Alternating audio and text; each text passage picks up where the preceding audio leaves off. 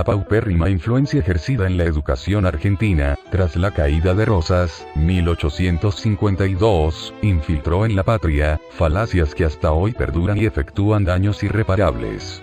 Los ejemplos transmitidos por la Revolución Francesa con su supuesta libertad, fraternidad e igualdad, no pretendía más que estatizar la trilogía masónica de la Santísima Trinidad. Disfrazaron su institución con abundantes mentiras.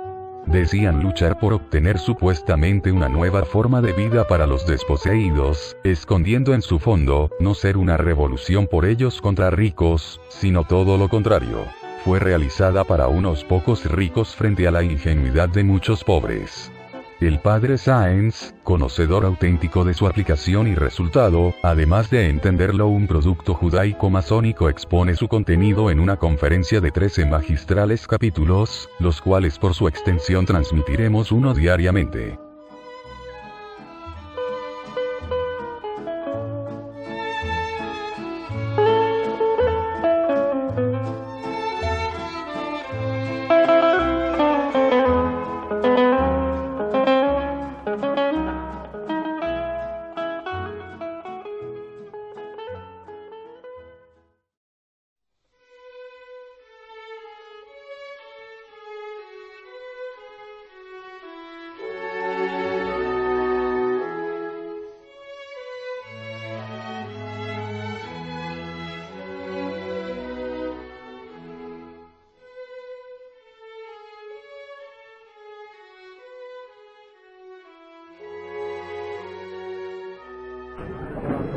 Bien, vamos ahora a señalar algunos nombres más famosos, va a ser divertido creo hacerlo, algunos nombres concretos de obispos felones, digamos, y de obispos o pastores, sacerdotes heroicos, siempre hay en estas circunstancias. Primero los obispos felones, por ejemplo Etienne Loménie de Brienne, el primero y uno de los principales organizadores de esta iglesia estatizada. En 1770 había entrado en la Academia Francesa, fruto de una conjuración del Partido Filosófico. Recuerdan que trató de ubicar a su gente en las academias. Su elevación al episcopado se la debió al primer ministro, el impío Choiseul, aquel que había logrado que el rey de Francia, Luis XV, expulsase a la Compañía de Jesús. Recuerdan que lo vimos como un prolegómeno de la revolución cultural. Arzobispo de Sens primero, fue luego hecho arzobispo de Toulouse. En 1770 así escribía Voltaire a D'Alembert: se dice que usted nos ha dado por colega al señor arzobispo de Toulouse, que pasa por una bestia al estilo suyo, muy bien disciplinado por usted. Supongo que bestia en un sentido elogioso, un animal, como no sé cómo decir, un bárbaro, ¿no? En un elogio, me parece. 15 días después le responde D'Alembert: el último lunes hemos elegido al señor arzobispo de Toulouse. Directamente ellos no eligen, o sea, lo han promovido para que lo eligieran, y agrega: como creo esta adquisición una de las mejores que hubiésemos podido hacer en las presentes circunstancias. Era un hombre sumamente rico, pero carente de piedad. En 1788, un año antes de la Revolución, pasó a ser favorito de María Antonieta y Luis XVI, quienes lo colmaron de favores, e incluso Luis XVI lo hizo ministro, con lo cual se ve la miopía de este rey para captar quién era quién. Fue sobre todo el rey quien insistió de manera reiterada para que fuese elevada al cardenalato. Al Papa Pío VI no le gustaba nada, le producía, dice él, repugnancia personal verlo. Lo declararía esto el Papa 2 años después, en 1791. Sin embargo, le concedió el capelo a pedido del rey. Como señala un autor, Dimon, esto manifiesta una vez más la responsabilidad de Luis XVI en la preparación de la revolución, especialmente religiosa, de la que luego sería su víctima más importante. Fue Brienne, como ministro del rey, quien anunció y luego convocó los estados generales, aquel gran acontecimiento. De Brienne se separó de la inmensa mayoría del episcopado francés cuando prestó el juramento a la Constitución Civil. Fue uno de esos 4 primeros juradores. Luego lo repitió en la misma catedral de él, en presencia del Consejo General de la Comuna de Sens, y escribió entonces al Papa para justificar su decisión. Pío VI le respondió, por un breve: donde rechazaba las razones que el cardenal le daba en su carta. Este intercambio de correspondencia fue importante porque el breve general del 1 de marzo, del que hablamos hace poco, que condenaría por primera vez la constitución civil del clero, no haría sino repetir más formalmente la respuesta personal del Papa al arzobispo de Sens.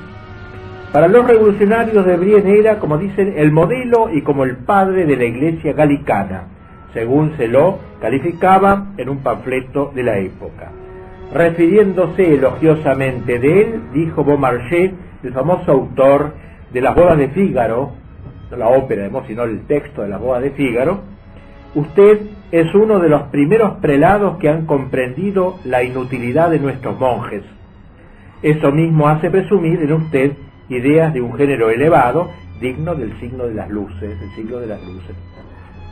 Eso mismo, comenta Dimon, es decir, el odio de toda vida de oración, de toda vida contemplativa, es lo que lo promovió, vamos a decir. De hecho, hará cerrar 400 casas religiosas y reprimir congregaciones enteras, suprimir congregaciones enteras. También Beaumarchais felicitó al cardenal por haber prestado el juramento de la Constitución ya en enero de 1791. Es cierto que luego, como dijimos, se rehusó a consagrar obispos constitucionales, pero poco después murió. Cuando el Papa aceptó su dimisión del Sacro Colegio, había renunciado él, tras pronunciar duros juicios sobre el antiguo cardenal, tratándolo de perjuro y de apóstata, declaró el Papa: hemos ignorado, y ciertamente todo el mundo ignoraba con nosotros, que la revolución ejecutada por la Asamblea Nacional había sido proyectada, decidida bajo su ministerio y preparada por él mismo. Eso le da una enorme importancia por el influjo en la misma revolución. El propio Brienne, en 1790, ante la municipalidad revolucionaria de Sens, a propósito de su bienio como primer ministro del rey, declaró: un día se conocerá lo que yo quise y lo que pude hacer, mis proyectos y mis intenciones, pero creo deber aún guardar silencio. Y aquí pues una primera figura de un obispo felón, podríamos llamarlo así. Nombremos ahora otro personaje de importancia, el obispo Henri Gregoire, de quien hemos hablado. Habiendo sido el primer secretario de la Asamblea Nacional en 1789, fue considerado como el padre de la Iglesia Constitucional. El padre Poradovsky, un chileno muy estudioso que ha escrito libros sobre la Revolución, recuerda que anteriormente había sido conocido como ferviente defensor de los judíos en Francia. Sobre ello escribió 2 libros. Es muy posible que haya influido en Luis XVI para mejorar la situación jurídica de los judíos antes de la Revolución. Pero la completa autonomía de los judíos en Francia la introdujo la Revolución en nombre de la igualdad. Fue Talleyrand quien obtuvo de la Asamblea su equiparación jurídica con la autorización de mantener una doble nacionalidad. Gregoire, entonces, es este personaje tan importante que ahora nos ocupa. Fue promovido a la dignidad episcopal con ocasión de la estatización de la Iglesia en Francia, llegando a ser su cabeza, siendo obispo de Blois, con residencia en Loire. Vivía en París, dejando a cargo de su diócesis un vicario general, es decir, no cumplía la estadía en París. En París participó en los trabajos del taller de la logia masónica 9 Hermanas, creo que se llama así por las 9 musas, la vuelta al paganismo, etcétera. Bueno, en 1792 dirigiría personalmente el asalto armado al Palacio de las Tullerías, de que hablaremos luego, tomando preso a Luis XVI y poniendo término a la monarquía católica. Entre sus colaboradores eligió a gente como él, de muy poca reputación. Uno de ellos, el ex capuchino Chabot, apóstata capuchino, crapuloso personaje de la Revolución, extorsionador de empresas comerciales y bancarias, quien tras dejar el sacerdocio se casó con la hija de un gran banquero. Ese fue el que nombró él como auxiliar, como vicario en su lugar. Otro, un ex senatoriano, Rochard, jacobino, también terrorista. En fin, o sea, tal es este personaje Gregoire. Otro, Claudio Maurice de Talleyrand. Hemos hablado ya de manera abundante. Agreguemos algunos datos de su vida. Nació en París en 1754 de una familia noble y a pesar de ser hijo primogénito se lo dedicó a la carrera eclesiástica a causa de un accidente que lo dejó cojo. Renco siempre fue. Y entró así en el seminario de Saint-Sulpice. En 1789 fue nombrado obispo de Autun. Al año siguiente entró a la Asamblea Nacional, siendo elegido en 1790 presidente de la Asamblea Constituyente. Fue uno de los primeros obispos que prestaron juramento a la Constitución Civil del Clero, recomendando también a los sacerdotes de su diócesis que hicieran otro tanto. Excomulgado por el Papa Pío VI, renunció al obispado de Autun, fue luego miembro del directorio del departamento de París, donde tomó parte destacada en discusiones financieras, especialidad en que llegó a tener gran competencia. En 1792 fue enviado a Inglaterra por una gestión diplomática, pero acusado, sin mucho fundamento, de favorecer la causa monárquica, hubo de emigrar a los Estados Unidos, donde se dedicó a la industria. Se ve que le gustaba la plata y juntó una gran fortuna, eso sí. En 1795, pasando más adelante, siguiendo su vida más allá del año que nos ocupa, terminado el régimen de terror, de que hablaremos luego, retornó a Francia. Después del golpe de Estado de 1797 se adhirió a Napoleón, por eso estuvo en todas, un borocotó, pero anticipado, el cual le encargó la carrera la cartera de exterior, de relaciones exteriores. Napoleón lo nombró para eso. Desde entonces fue su hábil consejero, sobre todo en negociaciones de paz. Tuvo luego parte importante en el concordato entre la Santa Sede y Napoleón, y en gratificación de lo cual el Papa Pío VII, ya no más el Pío VI de antes, lo dispensó de los votos eclesiásticos y concedió validez canónica a su matrimonio con la señora Grant. Se había casado, ya él había logrado. Napoleón lo siguió honrando, pero luego, habiéndose mostrado contrario a la guerra de conquista que emprendía el emperador, cayó en desgracia y perdió su puesto de ministro. Tras la entrada de los aliados vencedores en Francia, vencedores de Napoleón, apoyó la restauración de los Borbones, porque tenía que estar con todo. Y al subir Luis XVIII al trono fue nombrado ministro de Relaciones Exteriores, se ve que era su cartera, cosechando sus más brillantes éxitos diplomáticos en el Congreso de Viena, que fue el que reunió a las potencias vencedoras de Napoleón. También en la segunda restauración le encargaron de nuevo de la cartera del exterior. Murió en 1838. Entre los sacerdotes, felones y apóstatas podemos recordar al padre Emmanuel Sieyes, quien tomó parte relevante en los prolegómenos de la Revolución y fue activo en su ulterior desarrollo. Siendo aún muy joven, entró en el seminario de Saint-Sulpice, que era el más conocido de aquel tiempo, en París.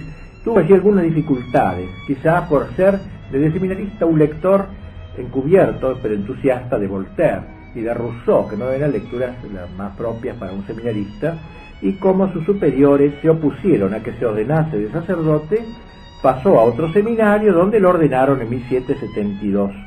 Nombrado vicario general del obispado de Chartres, comenzó a ser conocido por varias publicaciones sobre temas políticos. Parece que era un resentido, lo que le inclinó a sentirse cómodo en la burguesía, es decir, el tercer estado. De él fue esa famosa frase: ¿qué es el tercer estado? Nada. ¿Y qué quiere ser? Todo. Ese todo significaba el afán de polarizar el poder, ambición suya y de la burguesía de su tiempo, en la idea de que la burguesía se identificaba con la nación y no la nobleza y la monarquía.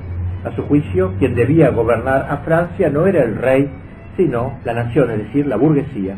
La única manera de hacerlo era a través de la revolución con la que la burguesía, es decir, la nación, podría llegar al poder. Si ese fue un contestatario formal de la tradición, todo el pasado histórico, cristiano y monárquico debía ser destruido para que se pudiese empezar de cero De hecho, dio más importancia a los escritos de Voltaire y de Rousseau que al mismo Evangelio.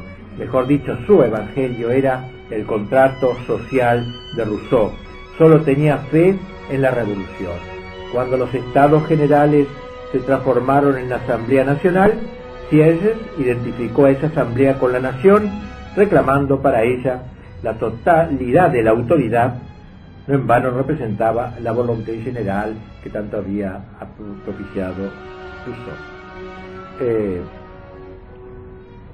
Bien, entonces abandonó el sacerdocio, aprovechó para abandonar el sacerdocio cuando se hizo la constitución civil del clero, abandonó y dedicarse de lleno a la política, y abjuró entonces públicamente de su religión, asegurando que nunca había amado otra cosa que la libertad y la igualdad, ni reconocía otro culto que la razón. Dice: mis deseos se dirigían hace ya mucho tiempo a la victoria de la razón sobre la superstición y el fanatismo. Finalmente ha llegado este día y me alegro de ello como de uno de los mayores beneficios de la República Francesa, aunque ya hace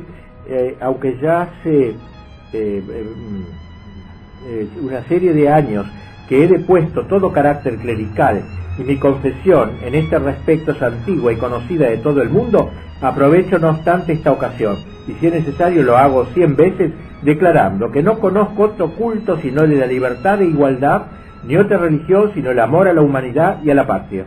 He vivido como víctima de la superstición, nunca he sido el apóstol o el instrumento de ella. Impresiona, ¿no? Porque uno piensa, tantos años que aparentó ser sacerdote, uno piensa si no pasa ahora a eso en algunos, ¿no es cierto? O sea que tan totalmente ablandado, siguen por inercia o por motivos X, en fin. Bien, así que nadie puede decir en el mundo, dice, que ha sido engañado por mí, o sea, no hizo apostolado de ninguna índole. Muchos me deben que les haya abierto los ojos a la verdad. En el instante en que mi sana razón se purificó de los tristes prejuicios con los que hasta entonces se había atormentado, se llenó mi corazón de la energía de la rebelión. Si desde aquel instante he sido retenido en las cadenas sacerdotales, esto ha sucedido por la misma fuerza que abatía con las cadenas monárquicas a las almas libres y las infelices víctimas del odio ministerial. El día de la revolución las he roto finalmente todas. Solo he sido conocido por mis esfuerzos en pro de la libertad y la igualdad. Como diputado plebeyo, no como sacerdote, fui llamado a la Asamblea Nacional. No quiero ser otra cosa que un diputado del pueblo. Luego de los momentos de la historia que estamos relatando, Sieyès intervendría en la comisión del llamado Comité de Salud Pública, famoso por su crueldad, que hablaremos luego. Finalmente fue diplomático en Berlín. Al ver cómo la revolución no llevaba sino al desastre, buscó algún militar que pudiera salvar a su patria. Y así se arrimó a Napoleón, siendo uno de los 3 cónsules. En el periodo del Imperio Napoleónico quedó arrinconado, Napoleón no lo quiso, y cuando Luis XVIII subió al trono fue exiliado a Bélgica por haber votado la muerte de Luis XVI. Luis XVIII era hermano de Luis XVI, y solo volvería a Francia después de 1830, murió en 1836.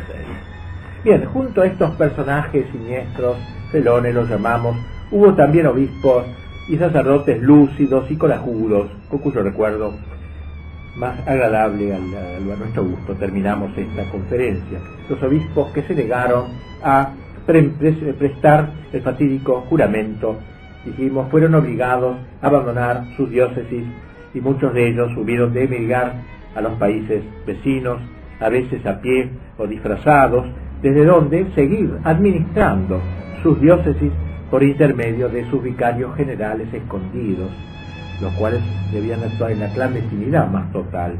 Inglaterra acogió a 31 obispos, España 15, Alemania 10, etc.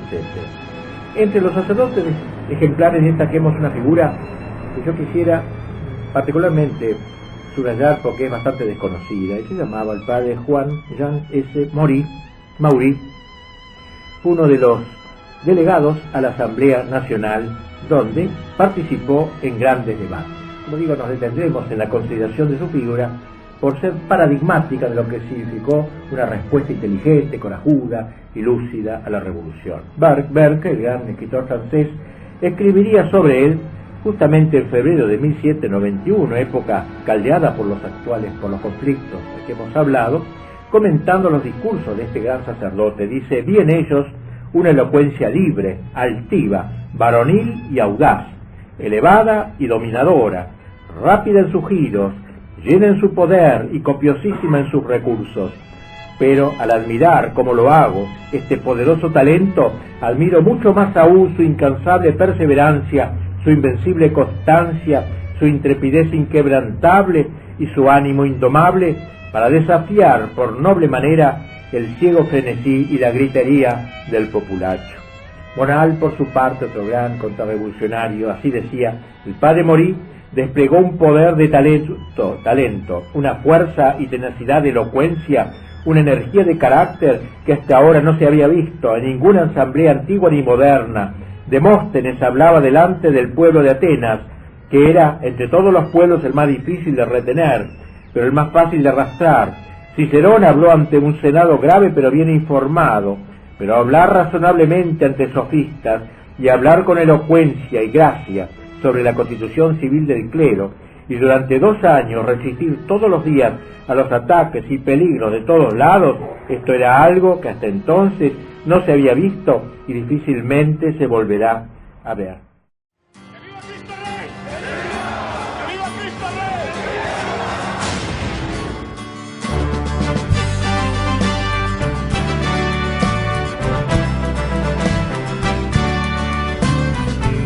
De guerra se escucha en la paz de la tierra y en todo lugar.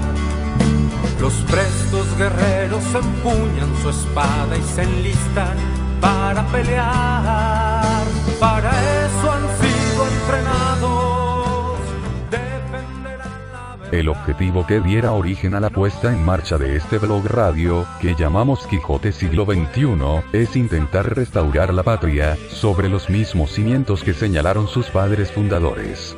La religión católica, apostólica y romana y el orden natural, disponiendo con todos sus componentes defenderla por siempre. Así, con esos pilares elementales y necesarios, pretendemos un funcionamiento ideal.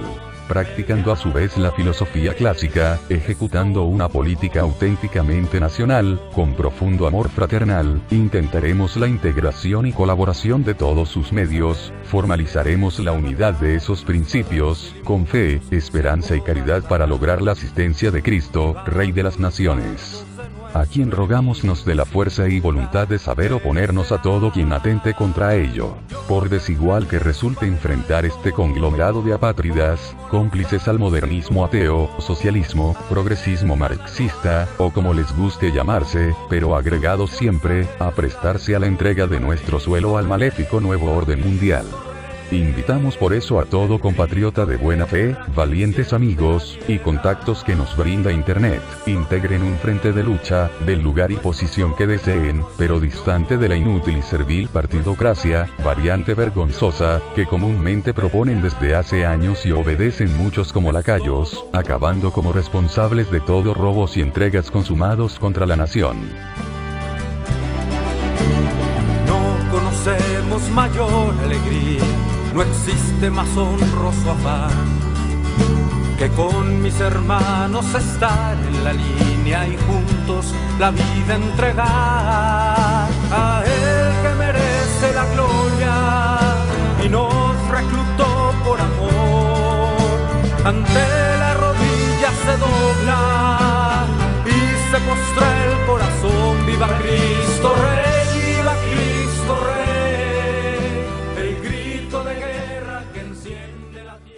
Pío VI lo hizo obispo y luego cardenal. Un autor llama a Morí el más intrépido defensor del altar y del trono, que se batía diariamente con Mirabeau y con Bernard, y cada día resistía el clamoreo amenazador de las galerías, de las barras, que en la calle había de esperar siempre insultos y puñales, y había de estar persuadido de que los principios que defendía sucumbirían al número.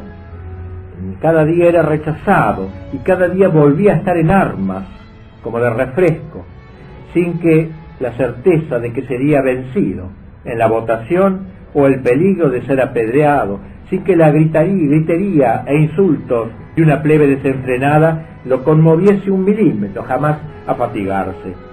Sonreía ante sus amenazas, contestaba con un chiste gracioso o acerado, y luego se dirigía de nuevo contra sus adversarios con una inquebrantable sangre fría, el orden en sus discursos improvisados, que por lo general duraban horas, la consecuencia de sus ideas, la claridad de sus juicios, la variedad de su lenguaje armónico y siempre vivo, sin tropiezos, hacía casi imposible suponer que su discurso no hubiera sido meditado y estudiado muy de antemano. Solo el fuego y el ardor de la lucha oratoria nos podían hacer elocuentes, dijo él. Raras veces se oyó un tal orador. La firmeza de su ánimo descansaba en su desprecio de la muerte y el completo sacrificio de la vida. Le había ofrecido su vida y ahora ya no tenía temor a nadie. Cuando Morí se despidió de Bonald, le dijo con cierta tristeza y melancolía: amigo mío, he hecho lo que he podido en la defensa de la buena causa, he agotado mis fuerzas, no para tener éxito en una asamblea donde me escuchaban sin provecho, sino para esparcir las profundas ideas de la justicia y la verdad en los espíritus de la nación y en toda Europa. Con corazón desangrado me despido ahora de mi patria y de mis amigos, pero abrigo la firme esperanza de que la fuerza de la revolución será quebrantada. Como ha afirmado el historiador Weiss, alemán Weiss, muchos de los reproches de Morí contra los manejos de la asamblea cautivan todavía hoy. Así su observación, por ejemplo, sobre el juramento que habían de prestar los sacerdotes para la constitución civil del clero, que así comenta: observen ustedes que los juramentos parecen multiplicarse entre nosotros en la medida en que se extingue el espíritu de religión. El juramento parece unido a la religión, y justo cuando renuncian a la religión, pero en el fondo hay otra religión, una antirreligión. Y él sigue, que nunca se habla tanto de fanatismo que cuando se ha dejado de tener fe, ni de despotismo cuando falta autoridad. Es una buena observación. En realidad parece que se quiere hacer una mera ceremonia del acto religioso del juramento, que es el más firme vínculo de la sociedad humana. En cierta ocasión estaba hablando y sus oyentes cuchicheaban, porque no le interesaba lo que decía. Él siguió adelante sin trepidar. Mi razón, dijo, no se doblega ante la lógica del murmullo. No entiendo ese lenguaje del ruido. Con gritos no se rebate a un orador. Nada le atemorizaba. Aunque rechazada y desconocida, dice, la verdad permanece viviente en el fondo de mi corazón y la nación me oye aun cuando he de callar. Morí debió a su excelente formación la costumbre de reflexionar y el gusto por las cuestiones serias. Estaba familiarizado con los pensadores grandes de Grecia y de Roma, conocía la historia de la antigüedad y la época moderna, la literatura francesa y extranjeras, entendía las legislaciones de Europa, el derecho político, y aunque no era un gran teólogo, su saber religioso y eclesiástico era suficiente para rebatir ampliamente la grosera ignorancia y vulgar astucia de sus enemigos. Parecía como nacido para esta circunstancia, para defender el catolicismo y la monarquía, escribe Weiss. Eran estos dos oprimidos, dignos y a propósito, para conmover los grandes corazones. Su espíritu penetrante, escribe Weiss, estaba bien provisto para todas las cuestiones que se lanzaran al enorme palenque de la Asamblea Nacional. Cada día surgían nuevas cuestiones y nunca quedaba sorprendido. Su lenguaje noble y orgulloso estaba apoyado por una voz armoniosa y fuerte. Siempre tenía ante sí un mar alborotado, nunca fue apoyado, sino siempre insultado y amenazado. Bien, luego de haber considerado algunas figuras sacerdotales negativas y positivas, volvamos para terminar al desarrollo del proceso revolucionario que seguía su curso. Los nuevos obispos recién nombrados debían ser, entre comillas, patriotas, se decía, filosóficos y antirromanos. Así se fue constituyendo la Iglesia constitucional, paralela a la que se obstinaba en permanecer fiel a la Iglesia. Su clero animaba a los, entre comillas, apóstoles encargados de desfanatizar al pueblo cristiano, sobre todo del campo. En París, el obispo constitucional Gobel, consagrado por Gregoire, presidía en persona el club de jacobinos de la ciudad. Cuando dejó su función episcopal y renunció al sacerdocio, acabando en la guillotina por conflictos intrajacobinos, sería reemplazado como arzobispo de París por Royer, otro jacobino. También fue juramentado Fouchet, elegido obispo de Calvados, quien pronto sería republicano. Estos obispos, secundados por sacerdotes de la misma línea, unidos por el odio a la iglesia, llegaron a fundar una iglesia paralela, o mejor, una contraiglesia. Su principal enemigo era la cristiandad refractaria que se resistía a la iglesia nueva adherida a la revolución. Y así el cura constitucional de Saint-Edouard denunció, por ejemplo, a una pobre empleada de granja de 25 años por el crimen de fanatismo, siendo condenada por ello a la guillotina. Incluso algunos sacerdotes se convirtieron en esbirros para dar la caza a sacerdotes fieles, llegando incluso a igualar el celo de los comisarios políticos.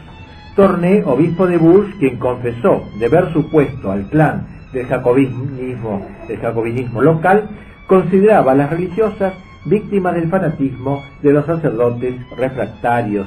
Dispersémoslas, decía, para su propia felicidad, asociémoslas a pesar de ellas a la felicidad de la revolución. Y asimismo hizo votar la supresión del hábito eclesiástico porque era contrario a la igualdad. Como era de esperar, este obispo traidor acabó casándose con una mujer, normalmente suele ser así, divorciada. De hecho, entre el 60 y el 70% del clero constitucional acabó apostatando. ¿Qué actitud tomaron los fieles ante este nuevo clero?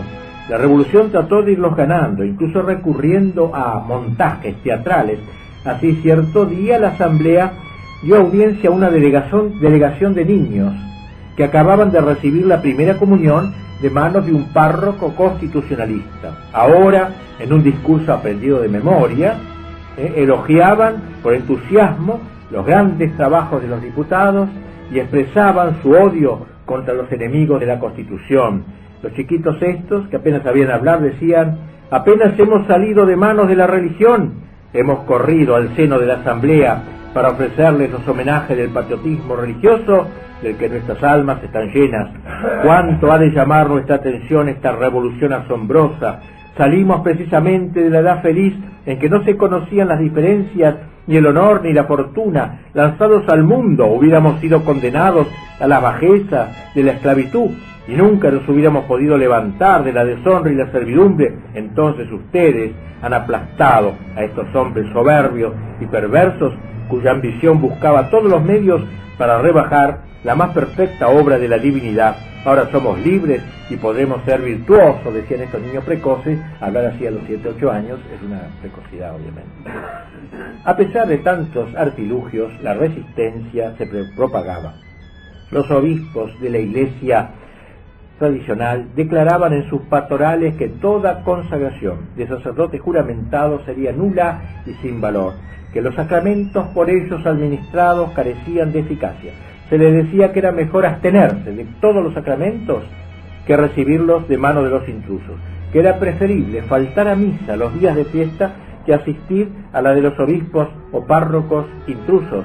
Asimismo, a los juramentados, los obispos les quitaban las licencias para oír confesiones y absolver, al tiempo que prohibían a los fieles toda comunicación con ellos. De este modo, en cada ciudad y en cada pueblo se produjo un cisma, de modo que pronto hubo dos partidos en lucha.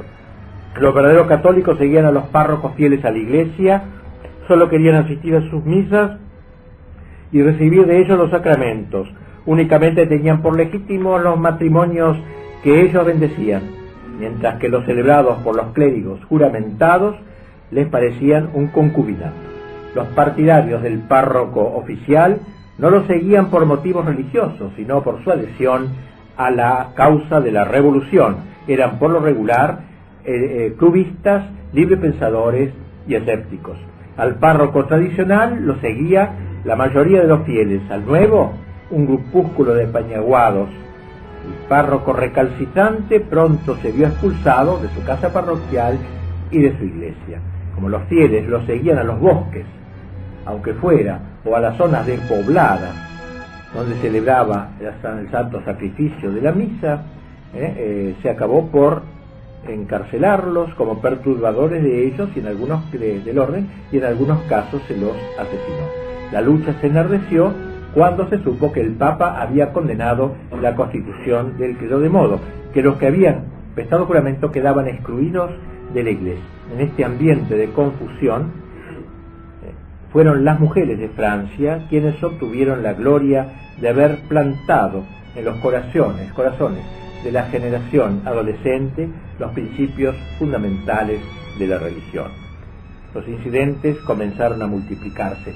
A veces los celebrantes fieles se veían atacados y golpeados en público, otras veces las ceremonias religiosas clandestinas eran interrumpidas de manera tumultuosa.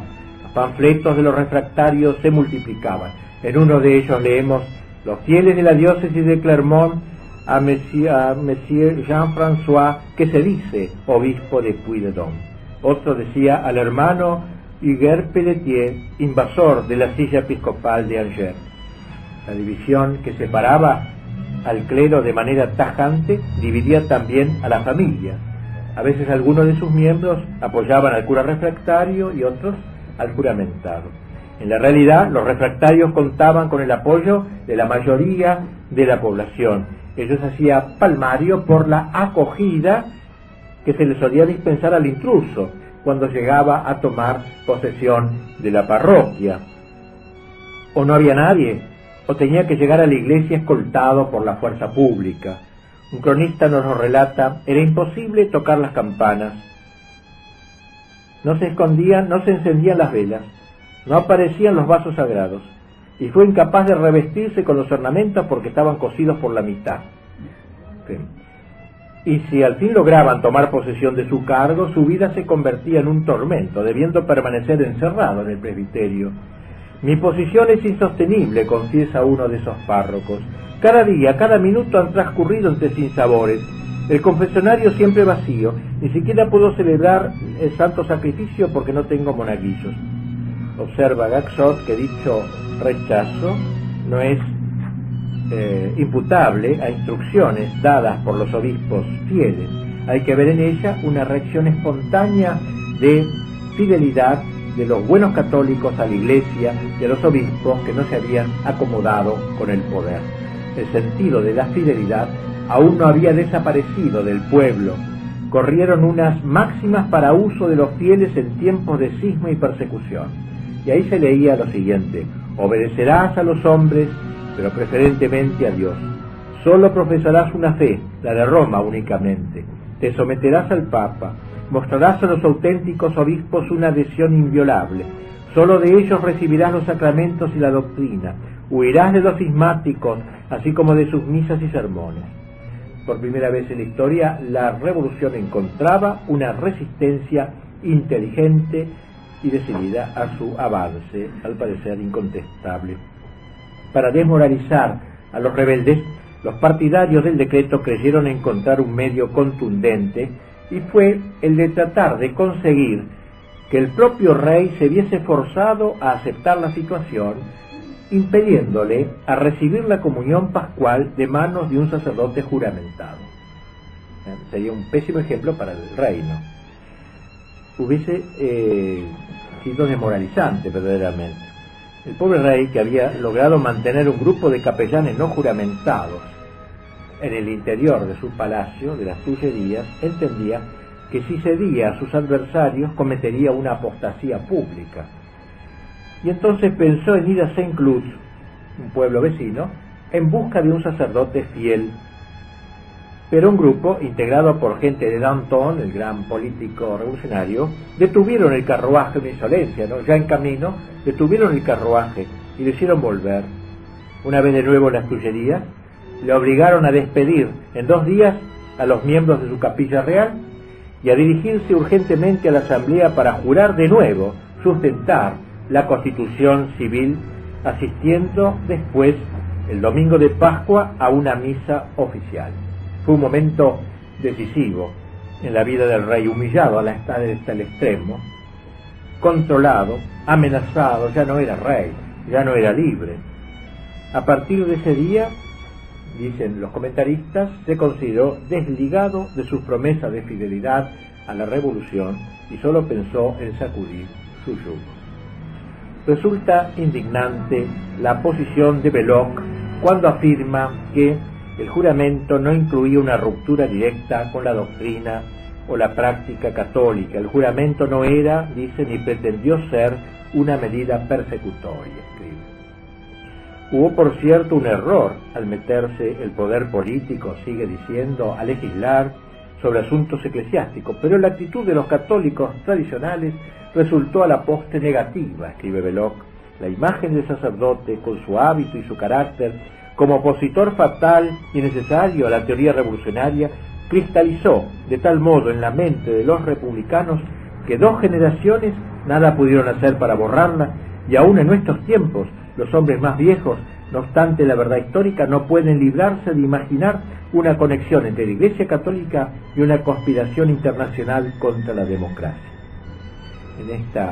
En esta misma línea, un sacerdote actual, el padre Bernard Plongeron, profesor en el Instituto Católico de París, en su libro Teología y Política en el siglo de las luces, ataca la ideología ultramontana y jesuita, dice, el cristianismo de la jerarquía romana, así califica a los fieles. En cambio, el modernismo ardiente de los teólogos de la Iglesia republicana, dice él, condenada por el Papa, dice, merece nuestra atención. Más aún se nos muestra notablemente ejemplar. En cuanto a los responsables de la Iglesia cismática, escribe, nadie puede contestarles el mérito de haber llevado su combate revolucionario con un coraje cívico y una concepción del hombre sacerdotal que piden respeto. En la práctica, la Iglesia constitucional acabó en un rotundo fracaso. En su diócesis tipo, la del obispo Gregoire, se derrumbó de manera estrepitosa. De 300 sacerdotes, solo 32 permanecieron fieles a su estado. El número de sacerdotes constitucionalistas que apostataron en diversas diócesis fue de 24.000 sobre 29.000 juramentados. Afirma Dimot que primero sufrieron persecuciones los sacerdotes refractarios. En Nantes, 90 de ellos fueron anegados en el río Loire. Era preciso destruir al infame. Con el tiempo, también los sacerdotes constitucionales fueron perseguidos, quizá por lo que les quedaba de católicos. No deja de resultar aleccionador que advertir que las zonas donde hubo más sacerdotes fundamentados son hoy las regiones de mayor abandono religioso en Francia, las más descristianizadas de Francia, y las que tuvieron sacerdotes refractarios son hoy aún las más fieles. Bien, hasta aquí entonces hoy, y seguiremos luego el año 1792 con nosotros.